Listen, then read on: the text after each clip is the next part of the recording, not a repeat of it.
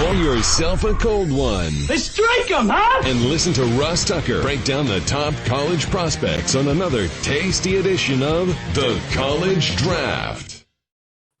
Yeah, it is Daddy Soda time here on the College Draft podcast presented by DraftKings. And your boy had way too many Daddy Sodas 4 days in a row. Thursday night, Friday night, Saturday night, Sunday night. Not ideal. I wouldn't recommend it. Now, it's a heck of a lot of fun when you're doing it, but paying the price this morning, that's okay though, because the show must go on.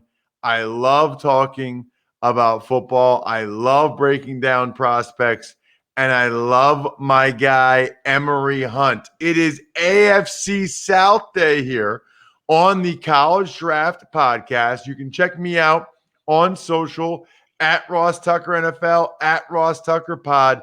The key is, and I've noticed a lot of you have been watching the clips, youtube.com/Ross Tucker NFL. YouTube also, where you can check out Emory. He's kind of a YouTube god. Football Game Plan on YouTube, at F-Ball Game Plan on Twitter. And of course, if you're still curious about the undrafted free agents that your team got or other things that we don't get a chance to go over here on the College Draft podcast, you can still get footballgameplan.com/2021 draft guide. And it's a cool time of year, Emory, to be doing this because you're starting to get a little bit of bites and nibbles of information coming out of some of these rookie camps and OTAs. Although a lot of these teams, man, it seems like they've really dialed back the intensity, so you're not getting a great feel for how these rookies are performing thus far.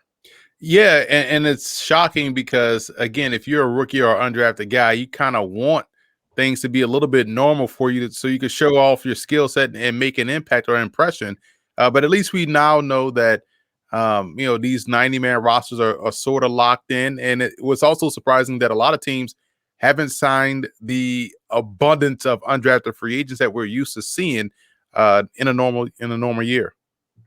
Yeah, I guess I read somewhere where they're still waiting on some guidance as to how many guys they will be allowed to bring to training camp.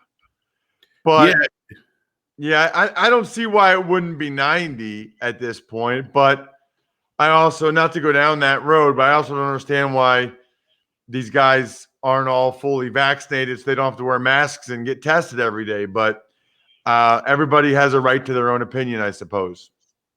Right, wrong, and different, right? It seems like that would be the easiest thing to do. If you're a player, like, man, let's get vaccinated so we don't have to test like we had to test all throughout the pandemic season.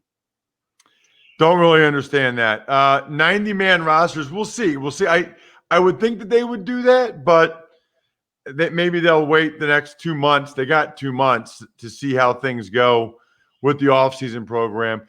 It is interesting. The less OTAs they have, a lot of these teams have had negotiations between the players and the coaches, and they've kind of gotten rid of mandatory mini camp. Some of them, I know some of the teams, they negotiated that they're just wearing flip-flops out there. So that way, because let me explain this, okay? I think people know this, Emory. I know you do.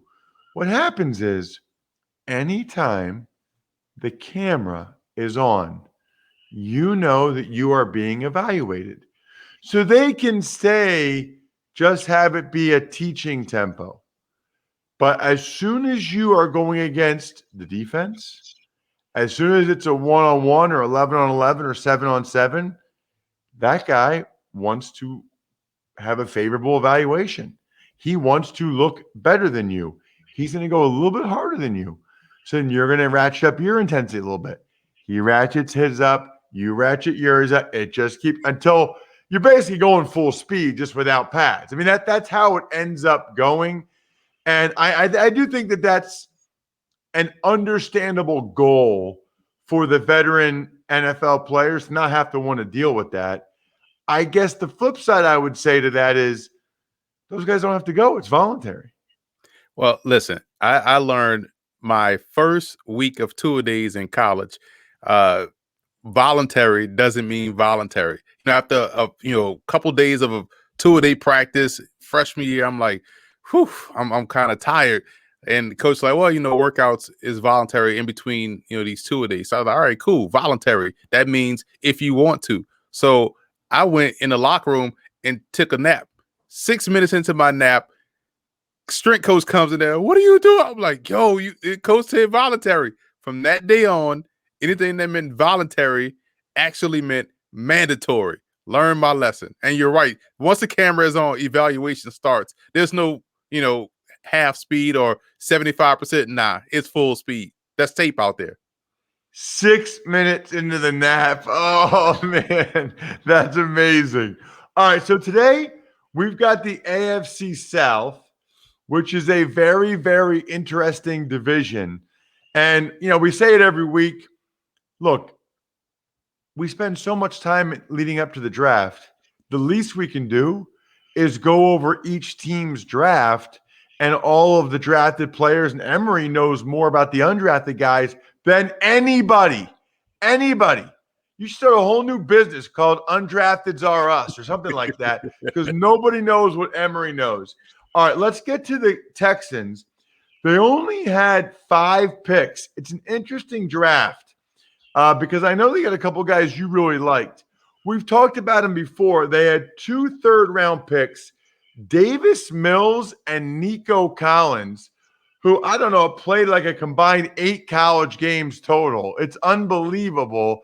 Both highly recruited, highly touted, very talented, Emory. Yeah, and if you're Nico Collins, man, you're ecstatic that you got drafted in the 3rd round because you went down to the Senior Bowl and was able to show no rust, no lack of preparation. You went down there and had a really good week of work. And for a guy that's a bigger receiver that has the athleticism, I think that week down there in Mobile played itself out well for him because he was able to showcase, hey, I didn't lose much. I still have some upside.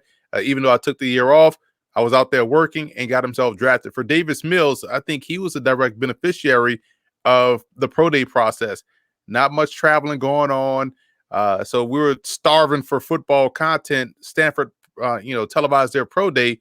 And it's easy for quarterbacks to look good in a pro day session, especially when you have, networks commentating on pro day throws.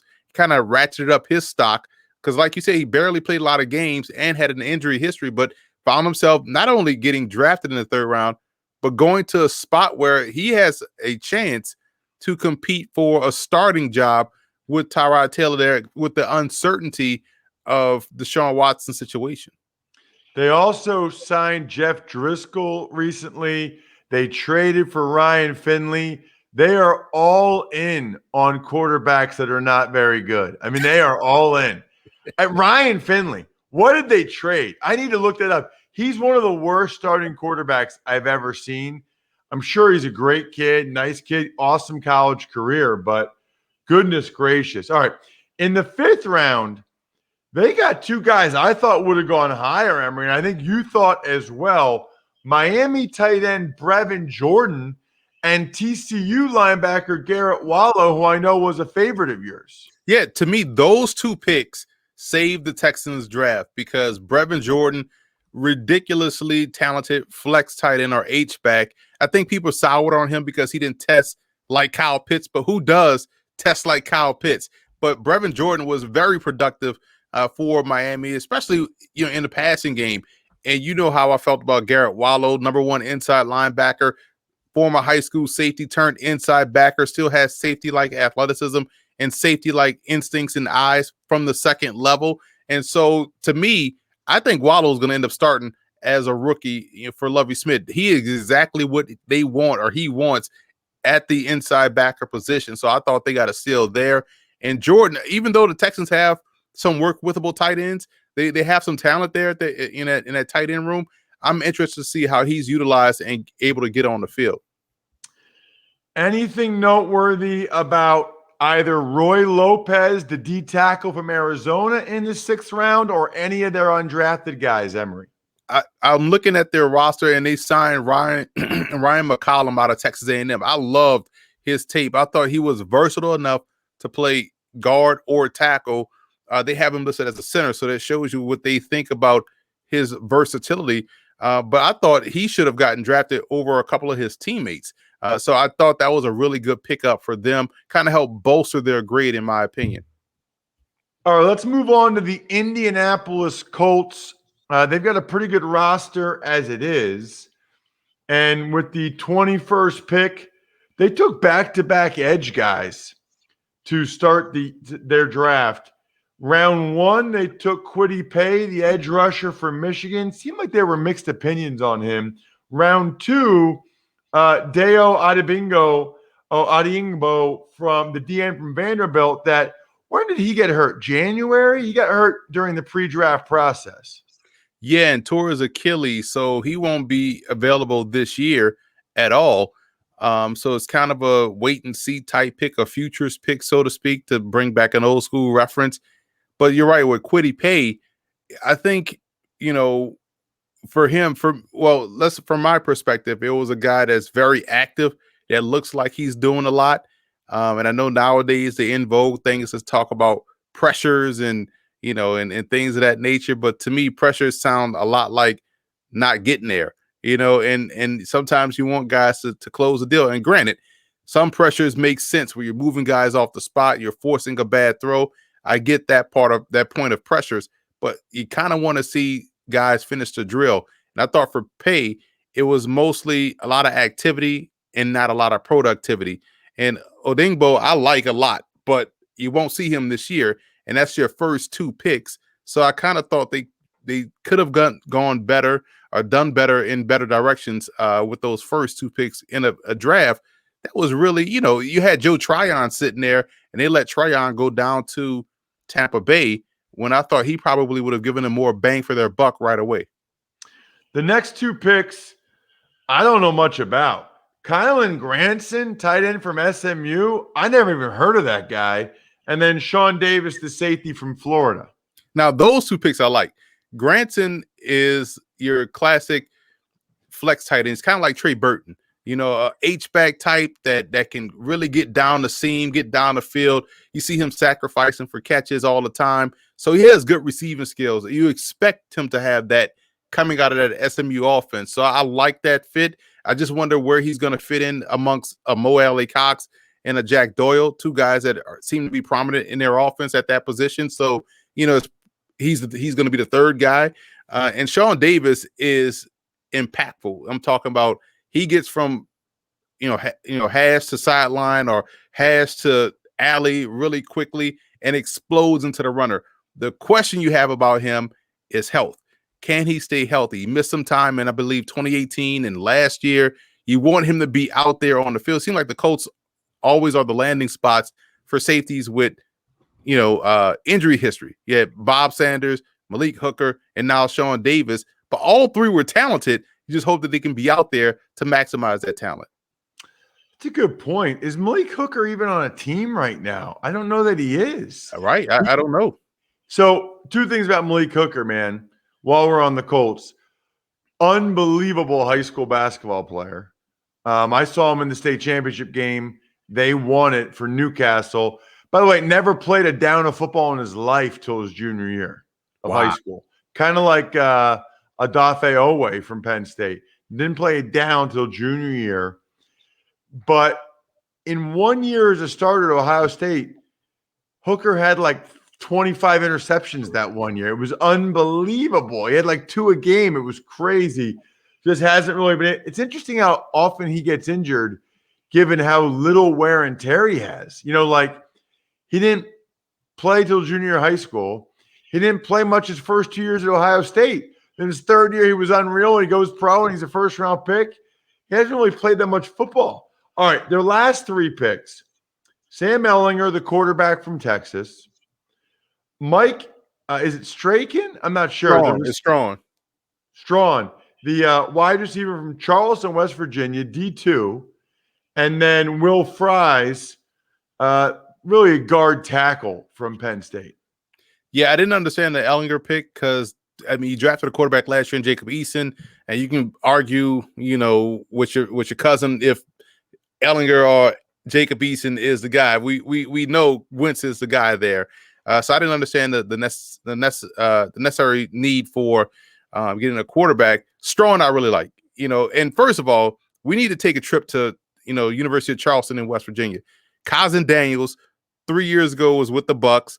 Last 2 years ago, the Falcons drafted John Kaminsky from Charleston, who played on the Senior Bowl. This year, Mike Strong gets drafted, and Kenny Randall, the defensive tackle from Charleston, who we'll talk about later with Jacksonville, is with the Jags, signed as an undrafted free agent. What is going on at Charleston for them to produce all of these pro prospects? I need to find out. It's a really good point, Emory. I mean, that's a lot of guys for a D2 program. A lot of guys. They're doing something right, either in the evaluation process or the development process. And I'll tell you what, Penn State did something right by moving Fries to guard last year. He would not have gotten drafted at tackle. He went into guard and played pretty well and showed he can play both and gives you a chance to be a guy that provides depth at both guards, both tackles. What did you like about Strong? 6'5", 225, plays his height. He's explosively fast, so he can get down the seam in an instant. He could be a deep threat in addition to being a strong red zone threat. And this was someone that I always like to talk about having a great sense of timing. So when the team needed a big play in a passing game, he made it. And he also has really good nuance for being such a taller guy. Like I'm talking about his release off the line of scrimmage, his ability to stack and track the football going downfield. He's not afraid of contact, so he plays big, like I talked about, and has the speed that matches up well with the NFL level. So he's bigger, taller, faster, explosive, dynamic. I think he's going to surprise some as a rookie and make some plays.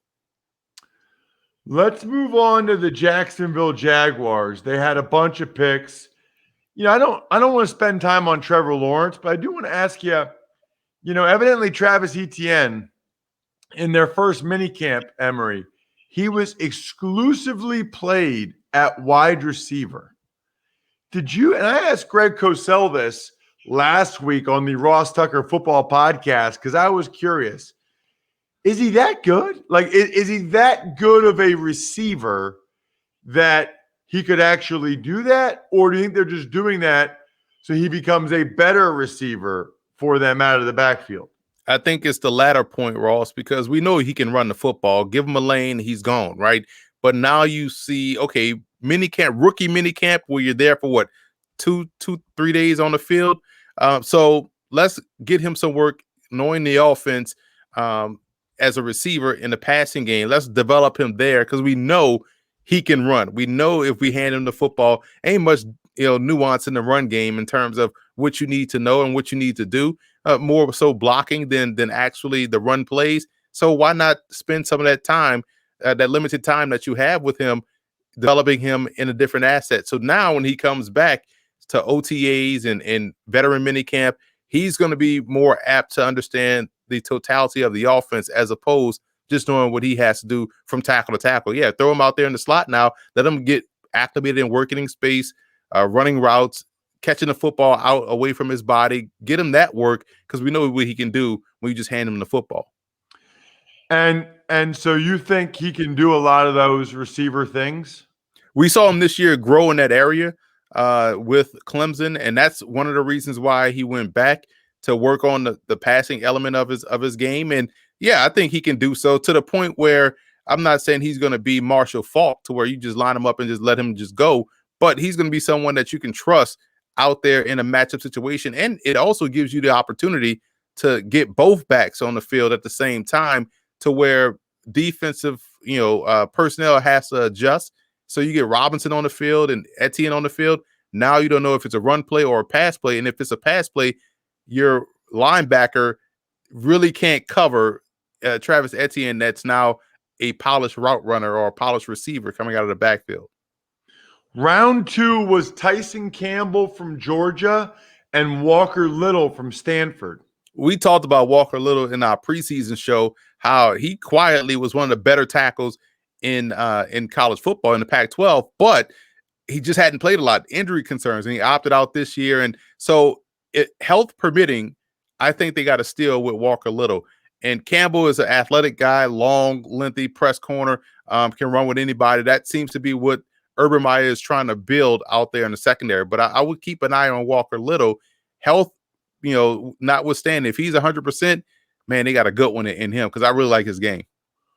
Rounds 3, 4, and 5. You got Andre Cisco, the safety from Syracuse, Jay Tufele, the D tackle from USC, Jordan Smith, the edge rusher from UAB, and Luke Farrell, the tight end from Ohio State. Yeah, I didn't know Luke Farrell was in this draft class, so I didn't have a grade on him. I thought he went back to Ohio State. But you talk about Andre Cisco, just like Walker Little, health permitting, he is the class of the safety position. To me, this is someone that carried a first-round grade. I had a high grade on Cisco, but he had a freak injury, pre-game where he tore his ACL. So you're hoping that he's coming back healthy. But if he's out there 100%, he is tremendous, can play any safety spot, can also match up in the slot. Tufele is an upfield penetrator, quick off the ball, can be disruptive. That's something they sorely need on the interior. And so if you're looking at Jordan Smith, long, lengthy, can set a physical edge. He's 6'7". I think his upside is as a pass rusher. He can drop back in the shallow zone area and really thrive there also. So it gives you some work withable tools for a guy that's 6'7", about 255. Emory, you mentioned Luke Farrell. Is there any faith that you have that Tim Tebow as a tight end can work out? Like, what are your thoughts? Let's just be objective. Your thoughts on Tim Tebow trying to be a tight end in the NFL? I didn't see an issue with the tight end room. First of all, I like Tyler Davis, who they drafted last year out of Georgia Tech. I'm a big fan of James O'Shaughnessy, who they took, who got into the league as a drafted guy out of Illinois State, and he has some athleticism. I like Ben Ellefson. This guy out of North Dakota State can play H-back. I think he's very good and deserves more of an opportunity. So I didn't see the issue there. I thought they were solid at tight end. So it's going to be an uphill battle for Tebow. Now, where I feel strongly about Tebow is the fact that if you want to talk about someone that got railroaded out of the league, I think he should have been allowed to be the backup to Peyton Manning when they brought him in and still worked on his game, because clearly he had some it to his game that allowed them to be successful and win games. So let's continue to work on his passing and work on his ability to get him where you need him to be throwing the football. So his whole story is sad in and of itself. But the tight end, I think, is going to be tough because they have a pretty solid depth chart right now, in my opinion, at that position.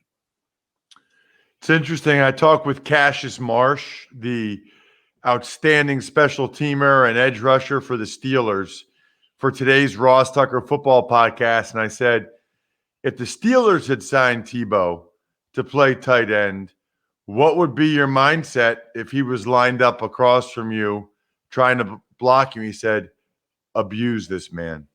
Like, the guys they want to beat anybody trying to block him, but in their mind, they cannot let a quarterback block them. Like, in their mind, he's a quarterback, and like over their dead body, they're going to let him, like they are going to, I just hope he knows what he's signing up for. I said it before, they are going to be very aggressive with him physically. And those techniques as a tight end or H-back or fullback, how to make those blocks, those are different things to learn. And if you're not real familiar with them, you're going to get earholed. Like, you're going to get hit bad. And that's the part I have when people quickly want to move just put him in a slot. Like, every running back, put him in a slot, let him run routes. Like, bro, you realize you move him to that spot, he now has to beat cornerbacks and not linebackers. There's difference in techniques involved in playing different positions. You just can't ask a wide receiver to gain some weight and play tight end. So you damn sure can't ask a quarterback to go and play tight end that hadn't done it before. We saw Blake Bell get eased into that tight end position while at Oklahoma. We saw, I think it was Jay Remersma or that was at Michigan. Yeah, way back in the day. Wow, nice pull, Emory. You know what I'm saying? And then go to Buffalo and grow into that position. So we've seen it happen, but it takes time. You just can't. You see it recently. You can't move defensive linemen to offensive linemen and expect them to start right away. Rashad Coward did that with the Bears. It takes time to get acclimated to the different techniques of the position. I want to say this though: Jacksonville undrafted free agents, they killed it in that realm. They had undrafted free agent haul that was better than some teams' classes with some of the dudes they picked up. Interesting. Okay. What about the Tennessee Titans? We've talked a lot about Caleb Farley, their first-round pick, and the multiple back surgeries. Day 2, they took Dylan Reduntz, the OT from North Dakota State, Monty Rice, the linebacker from Georgia, and Elijah Molden, the cornerback from Washington. Them adding Molden and Farley aced it for me. Those are two guys that are always around the football. Ball skills, ball instincts, ball awareness, football IQ. Give me those guys on the back end. That's the playmakers. Those are guys that make it tough to throw the football against any secondary. And when you combine those two with the health of Christian Fulton, who they drafted last year in the first round, I believe, or second round, man, their secondary got better. And I think their secondary is going to be good. Health permitting, once again, that seems to be the theme with the AFC South draft when we're talking about these prospects. But if Farley is healthy, Farley is a lockdown corner with ball skills that has upside. He was a receiver coming into Virginia Tech. So he still, quote unquote, is a neophyte in terms of playing a position, but he played it well. Molden just understands ball and understands zone coverage, understands spatial awareness. He just gets it from a passing coverage standpoint, and he could turn the ball over. So give me all of those guys right away. And Rice, I believe, is more of a depth guy. I think he's going to be a special teams ace. It just kind of reminds me of what they have already in David Long out of West Virginia. So I thought they replicated that effort there. But I love those two cornerback selections there. And Radin's the tackle, plug and play. You come from North Dakota State, where it's run game defense, and you go to Tennessee, where it's run game defense. It's a plug and play guy right away. He's going to start as a rookie. Round 4, they got a couple guys I heard a lot about leading up to the process. Dez Fitzpatrick, the receiver from Louisville, and Rashad Weaver, the DN from Pitt. Yeah, Rashad Weaver and his teammate, I forgot his name, but they were bookends at Patrick Pitt. Jones? Patrick Jones. Both guys played well off each other, and Weaver, I think, has more of the heavy hands that sets a physical edge, strong edge, and does a good job versus run. Has a little bit more pass rushing savvy than Jones. Jones is like a twitchy guy that he splashes with those big plays like that. But I like Weaver. Weaver is consistent. He's solid. He's going to be someone that's dependable. And Fitzpatrick is a pro already as a rookie. He just goes about his business, runs his routes very well, consistently. No flash, but is consistent in that regard. But also is consistent in catching the football. There's no issues, I feel like, with Fitzpatrick. And I think he's going to be someone that's going to see a lot of minutes as a rookie. Finally, round 6, they had 2 picks. Brady Breeze, the safety from Oregon, and a guy that you were the first person I ever heard bring him up, Racey McMath, the receiver from LSU. Last summer, you talked about Racey a lot going into the season. Yeah, Racey is someone, you go back to his high school tape, tremendous athlete, explosive, fast. LSU, we know about their receiving core and their depth chart, so he was more of a special teams guy. They got a little bit of playing time at wideout, so the upside is through the roof with him. He's going to be someone that's going to be a better pro than he was a collegiate, but we know at worst he's going to be a core special teamer, maybe a gunner, on coverage units. But that's someone that's going to get better as he gets more acclimated with the program, gets more reps. So I'm excited to see him. And Breeze is another one of these core special teams. He was on all special teams at Oregon. So what I love about the draft now, and I really started to incorporate that within, my process, scouting and grading. When you look at guys and you look at, do they play special teams? How many special teams they're on? And how consistent are they in those roles? Man, that's how you also strengthen yourself in the draft. You can draft guys that teams maybe like, or players, maybe people maybe like, I don't know about this guy. Well, they drafted him specifically to bolster their special teams because That's a third of the game. And if you can win at least 2 out of the 3 aspects of a game, you're going to win a lot of football games. And special teams is so critical, especially in coverage units and also in the return game. Here's what everybody needs to do.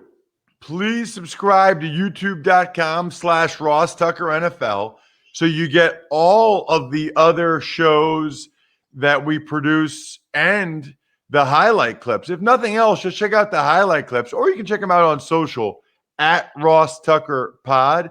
Follow Emory at FBall Game Plan or Football Game Plan on YouTube and get 40-1 odds on any basketball game this week over at the DraftKings Sportsbook. 40-1 odds on any team in any basketball game. I mean, come on. There's some that you have a pretty good idea who's going to win those games. Go ahead and put $5 on one. You can turn it into $200. That's promo code Ross, limited time, only at DraftKings Sportsbook. Other than that, AFC West next week as we close out the AFC. The keg is kicked. We are all tapped out. Thanks for listening to the College Draft Podcast. Make sure to also subscribe to the Ross Tucker Football Podcast, Fantasy Feast, Even Money, and The Business of Sports. All available at Apple Podcasts, rosstucker.com, or wherever podcasts can be found. A lot of times on the show, I mentioned DraftKings. Here's what you need to know. You got to be 21 or older, New Jersey, Indiana, or Pennsylvania only. New customers only. Restrictions apply. See DraftKings.com/sportsbook for details. Gambling problem, call 1-800-GAMBLER or in Indiana, 1-800-9-WITH-IT. By the way, if what I was talking about included a deposit bonus, doesn't always, sometimes it does. Deposit bonus requires 25 times playthrough, and deposit bonuses are paid out in site credit.